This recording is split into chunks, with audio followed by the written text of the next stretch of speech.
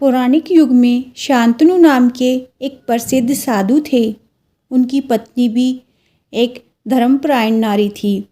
कहानी उस समय की है जब शांतनु और उनकी पत्नी बहुत वृद्ध हो चुके थे और उनकी आंखों की रोशनी भी चली गई थी। इन दोनों का एक पुत्र था जिसका नाम था श्रवण कुमार। और श्रवण कुमार बहुत ही नेक और सरल स्वभाव का व्यक्ति था। माता पिता के लिए उसके मन में बहुत प्रेम और श्रद्धा थी। वो दिन रात अपने माता पिता की सेवा करता, अपने माता पिता का बच्चों की तरह लालन पालन करता रहता।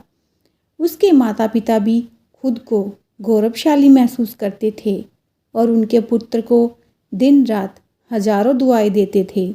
कई बार दोनों एक दूसरे से कहते कि हम कितने खुशकिस्मत हैं कि हमें श्रवण जैसा मातृभक्त पुत्र मिला, जिसने स्वयं के बारे में ना सोचकर अपना पूरा जीवन हम बूढ़े नेत्रहीन माता पिता की सेवा में लगा दिया। इसकी जगह कोई और होता तो विवाह के बाद केवल खुद का हित सोचता और बूढ़े नेत्रहीन माता पिता को कहीं छोड़ आता और खुशी से अपना जीवन व्यापन करता। जब ये बात श्रवण ने सुनी तो उसने माता पिता से कहा कि मैं कुछ भी अलग नहीं कर रहा हूँ, ये मेरा कर्तव्य है।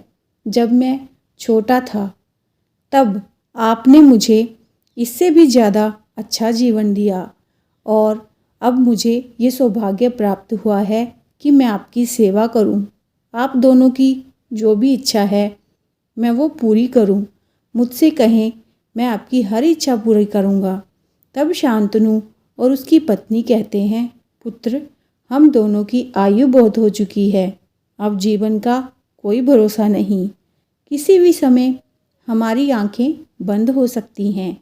ऐसे में हमारी बस एक ही इच्छा है, हम तीर्थ यात्रा करना चाहते हैं। क्या तुम हमारी ये इच्छा पूरी कर सकते हो? श्रवण कुमार अपने माता पिता के चरणों को पकड़कर बहुत प्रसन्नता के साथ कहता है, हाँ पिताजी, ये तो मेरे लिए परम सौभाग्य की बात होगी कि मैं आप दोनों की इच्छा पूरी कर सकूं। और फिर श्रवण अपने माता पिता को तीर्थ करवाने के लिए एक कावड़ तैयार करता है, जिसमें एक तरफ शांतनु और दूसरी तरफ उनकी पत्नी बैठती है और कावड़ के डंडे को अपने कंधे पर लादकर यात्रा शुरू करता है। उसके हृदय में माता पिता के प्रति इतना स्नेह है कि उसे उस कावड़ का जरा सा भी भार नहीं लगता। अपने पुत्र के इस कार्य से माता पिता का मन प्रसन्नता से भर उठता है और वे पूरे रास्ते अपने पुत्र श्रवण को दुआएं देते चलते हैं। तीर्थ करते समय जब वो तीनों अयोध्या नगरी में पहुंचते हैं तब माता पिता श्रवण से कहते हैं कि उन्हें बहुत प्यास लगी है। श्रवण कावड़ को जंगल में रखकर हाथ में पत्तों का पात्र बनाकर सरयू नदी से जल लेने जाता है। उसी समय उस वन में अयोध्या के राजा दशरथ आखेट पर निकले थे और उस घने वन में वो हिरण को शिकार बनाने के लिए उसका पीछा कर रहे थे। तभी उन्हें घने जंगल में झाड़ियों के पार सरयू नदी से पानी के हलचल की आवाज़ आती है।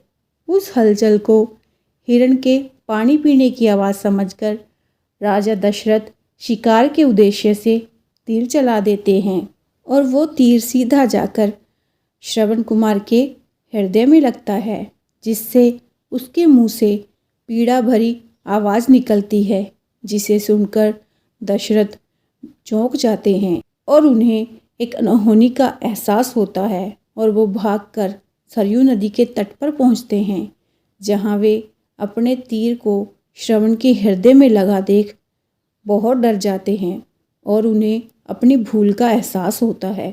दशरथ श्रवण कुमार के नज़दीक जाकर उससे क्षमा मांगते हैं। तब अंतिम सांस लेता श्रवण कुमार महाराज दशरथ को अपने वृद्ध माता पिता के बारे में बताता है और कहता है कि वो प्यासे हैं, उन्हें जाकर पानी पिला दो और उसके बाद उन्हें मेरे बारे में बताना। इतना कहकर श्रवण कुमार मृत्यु को प्राप्त हो जाता है।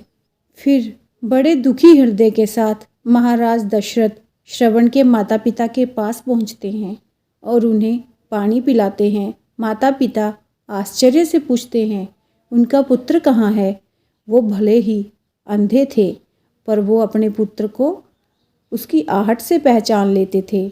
माता पिता के प्रश्नों को सुन महाराज दशरथ उनके चरणों में गिर जाते हैं और बीती हुई सारी घटना उन्हें बताते हैं।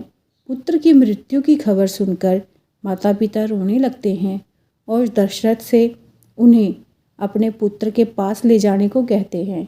महाराज दशरथ कावड़ उठाकर दोनों माता पिता को श्रवण के पास लेकर जाते हैं।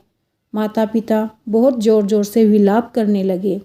उनके विलाप को देख महाराज दशरथ बहुत दुखी और गल्यानी महसूस कर रहे थे और वे अपनी करनी की क्षमा याचना करते हैं।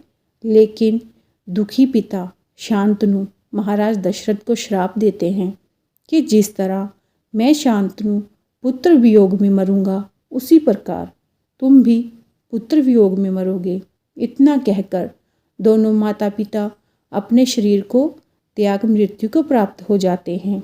महाराज दशरथ श्राप मिलने के कारण बहुत व्याकुल हो जाते हैं और कई वर्षों बाद जब उनके पुत्र राम का राज्याभिषेक होता है, तब माता कैकेयी के वचन के कारण राम, सीता और लक्ष्मण को 14 वर्षों का वनवास स्वीकार करना पड़ता है।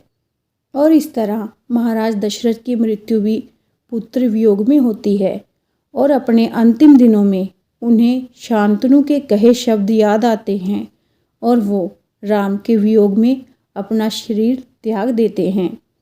तो इस कहानी से हमें ये शिक्षा मिलती है कि बिना लक्ष्य को देखे उसे भेदना कई बार आपको गलती का पात्र बना देता है और आप ना चाहते हुए भी दूसरों के दुख का कारण बन जाते हैं। तो अगर आपको हमारी आज की ये कहानी अच्छी लगी हो तो वीडियो को लाइक, शेयर और चैनल को सब्सक्राइब ज़रूर कर दें।